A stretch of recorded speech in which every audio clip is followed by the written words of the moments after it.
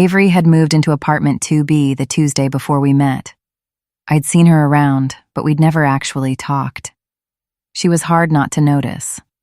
Tall, with fair skin and chestnut brown hair that fell loose around her shoulders. She had a calm, self-contained way about her, like she belonged wherever she stood and didn't need anyone else to confirm it.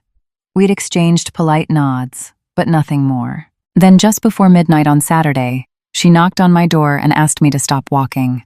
Not walking loudly, walking. "You land heel first," she said from my doorway, as if she'd studied the matter professionally. It was almost midnight. I had just finished a double shift and was standing there in sweatpants, one sock, and a t-shirt I'd accidentally put on inside out. She looked much more put together, which was unfair considering she was wearing pajama pants covered in tiny yellow moons. "I've been trained to walk," I said. "By whom?" "The police academy." "That explains a lot." Her hair was clipped up carelessly, a few loose strands framing a soft, heart-shaped face. Up close, I could finally see her eyes, gray-green, clear, and steady, even if they were currently narrowed at me in annoyance. A small beauty mark rested near her left cheekbone, and despite the late hour, she somehow still looked effortlessly put together. She had the composed expression of someone who had come upstairs, prepared to be reasonable, and was already regretting it. I liked her immediately, which was inconvenient. "I'm Sid Navarro," I said. "I know." That stopped me. "Should I be concerned? You have a name on your mailbox." Good. I was worried my reputation had reached the second floor. "It has." I looked past her toward the stairwell. "And you are?"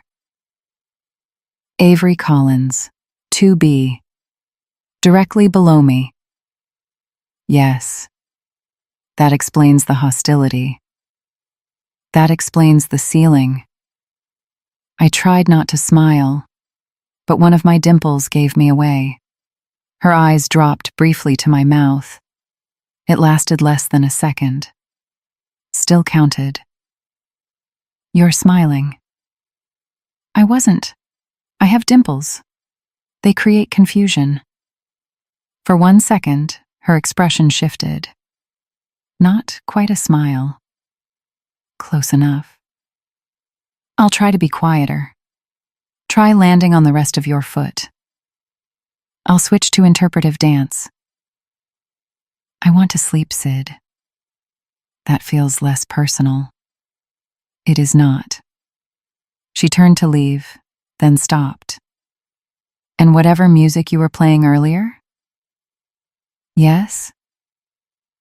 Never again. I watched her go downstairs. The next evening, when I came home from work, a pair of foam slippers sat outside my door with a note tucked inside. "For public safety."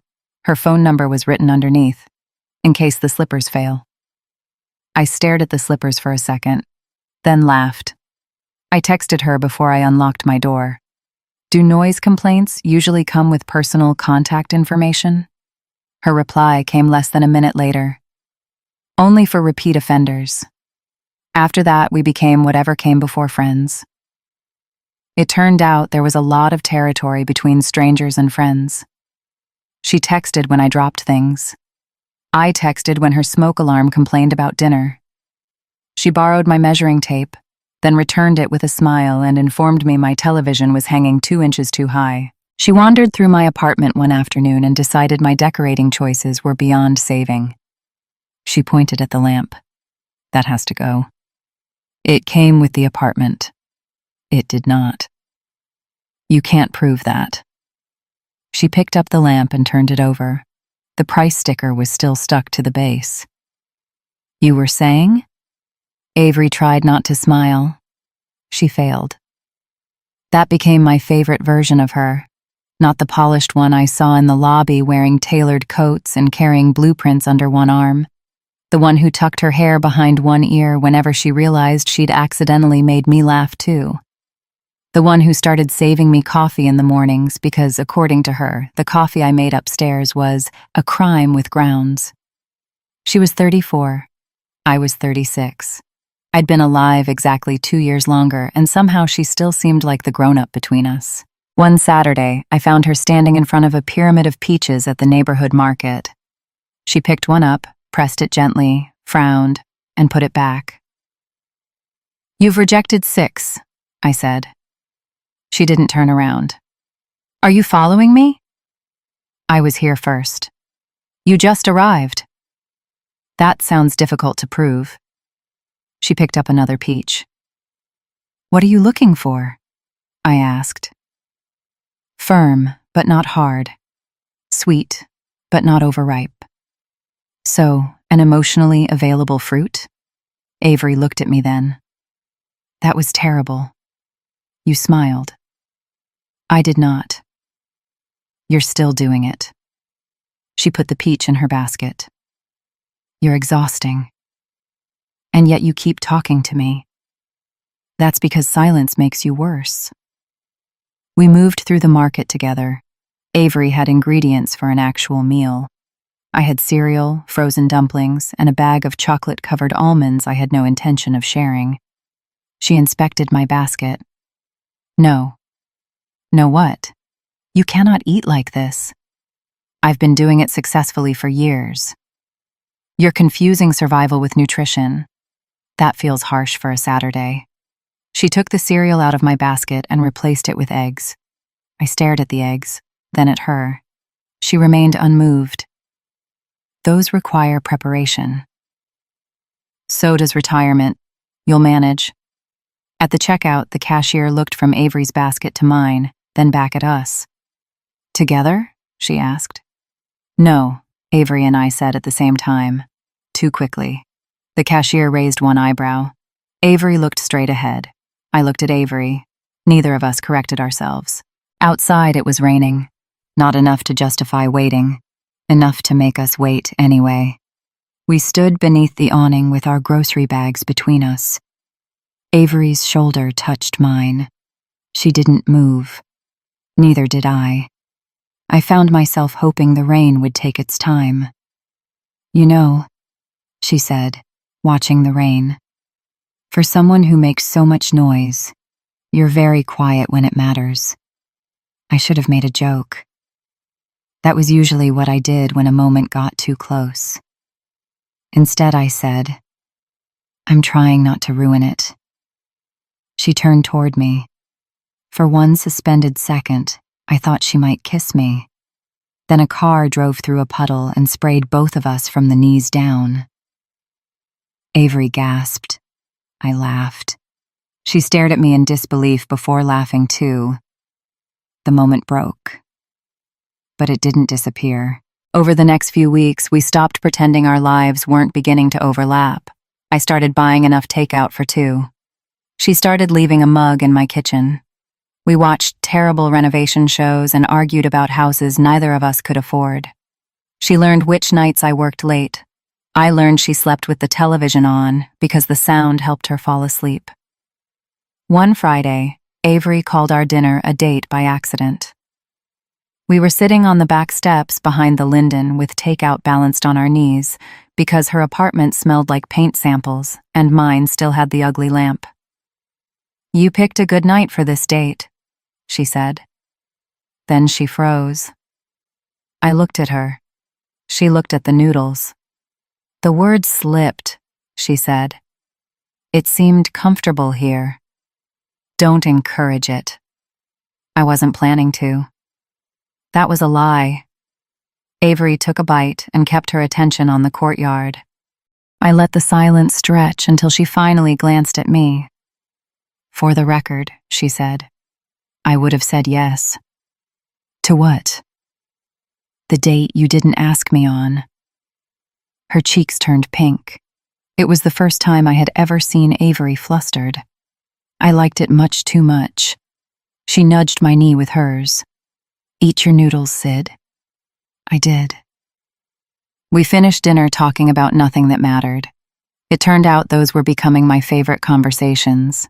My phone rang one Thursday night. Sid, my ex-wife's at my door. The line went dead. I was already moving. I grabbed my badge, shoved my feet into my boots, and took the stairs 2 at a time. Avery had the door open only as far as the security chain allowed. One eye and half her face were visible through the narrow gap. A woman stood just outside Avery's door with her back to me. "You can't keep ignoring me."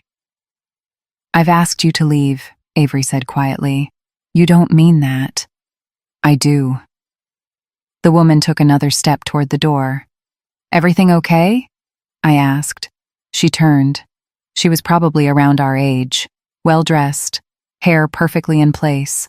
If I hadn't heard the edge in her voice, I might have mistaken her for someone else. "This doesn't concern you," she said. I looked past her. "Avery?" Avery met my eyes.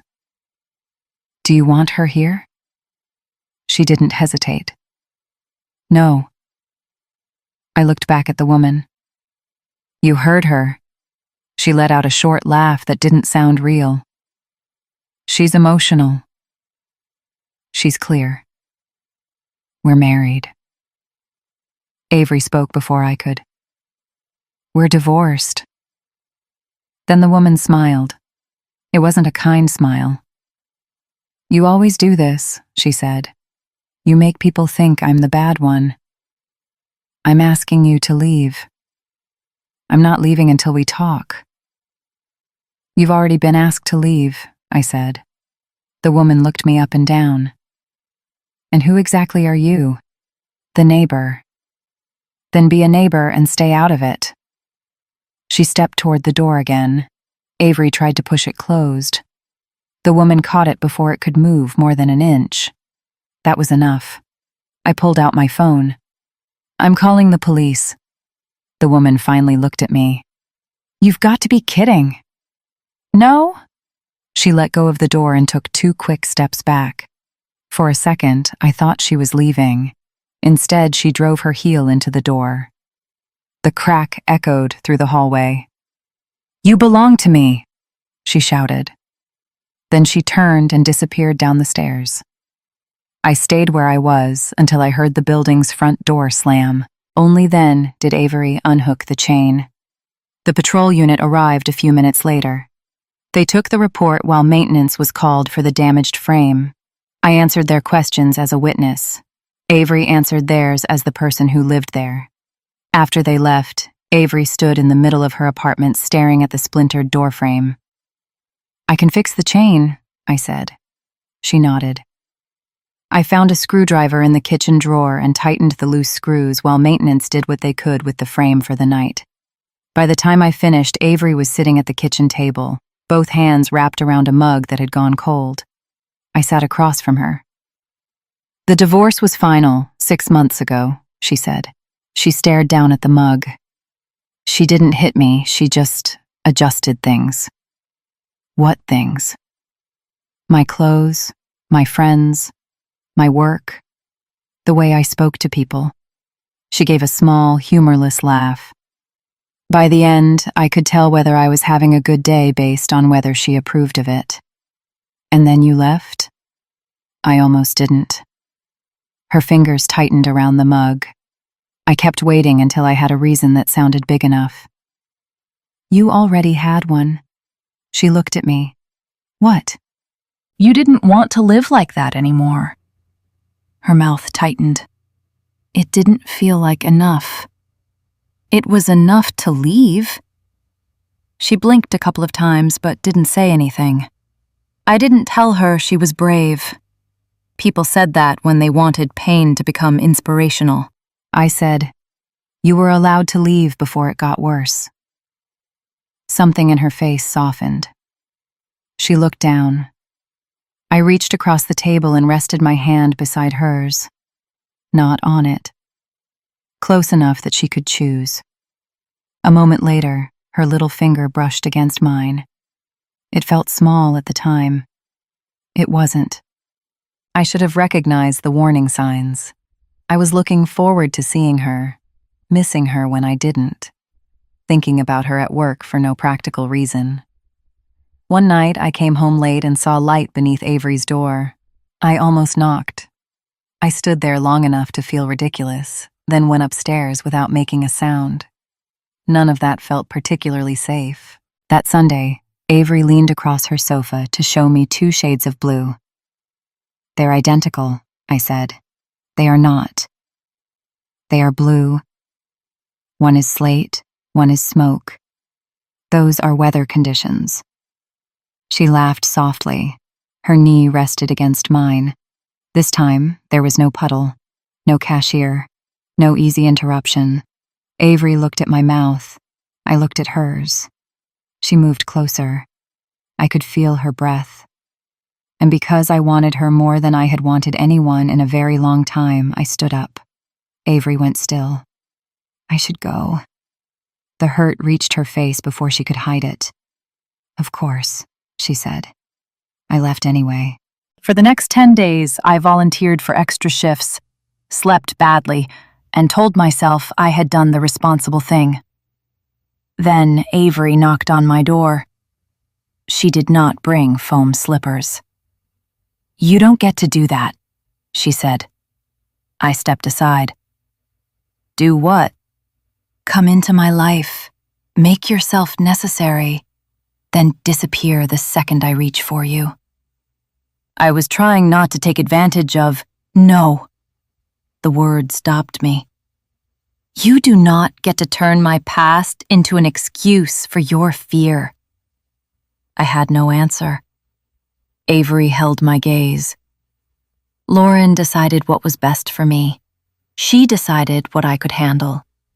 You don't get to do the gentler version of the same thing. That wasn't what I was doing. I know. Her mouth trembled. But that doesn't make it hurt any less.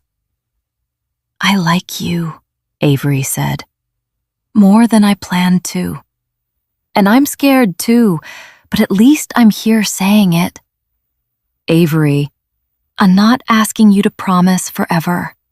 I'm asking you not to disappear every time something matters." She stepped back. "If you can't do that, leave me alone." She left before I found anything worth saying. That night, I called my father. I sat on the edge of my bed while he talked about the Knicks for 9 full minutes before asking why I sounded strange. "Did loving Mom ruin your life?" I asked. The line went quiet. "No." "She left."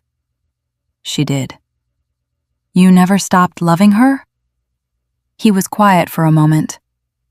"I never did." "Then what am I missing?" "Loving her wasn't the mistake, Sid. Losing her hurt, but I'd still choose the years we had."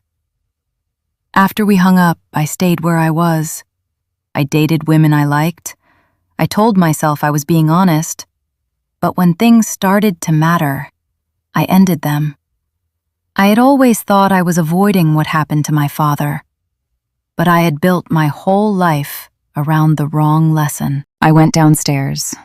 Avery opened the door wearing soft gray pants and a sweatshirt. She looked tired. "I'm sorry," I said. She looked at me for a long moment. Then she stepped aside. "Come in." She closed the door behind us. Then she waited. My mother left when I was 9. My father kept loving her, and I decided I would never be the person left behind. I thought leaving first would protect me. "Sid," I shook my head. I spent years thinking loving my mother was what broke him. It wasn't. I looked down. Losing her hurt him, but loving her had never been the mistake.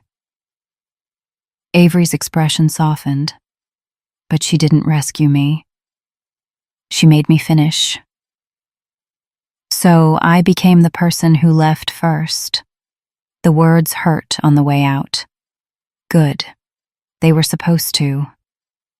"I can't promise I won't get scared," I said. I probably will. A lot. That is not a promising opening. I'm working with what I have here. The corner of her mouth moved.